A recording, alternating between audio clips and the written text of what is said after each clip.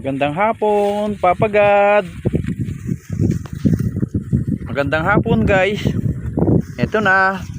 Dito na naman tayo sa bukiran. Sa mga baka natin.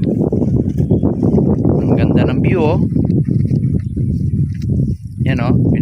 Pinagdala natin ng pagkain yung baka natin. Ito na yung baka natin, oh. Yung ano noon, yung payat. Ayan, oh. Para makita niya, no, yung pamangkin,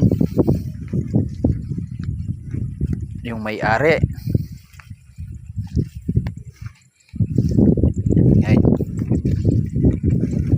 Ayan yung, ito yung dati kong payat na baka, yung alaga kong baka. Hindi naman sa akin to, guys, sa mga pamangkin to. Yan. Yan, oh, pinagdala natin ng pagkain. Kawawa sila, wala silang makain. Yan, oh, yung isa nandun. Yun, oh, yung maghiwalay sila nandun sa malayo. Yun, oh. Bigyan ko muna ng pagkain to para puntahan natin yun. Yan. Sarap kumain, oh.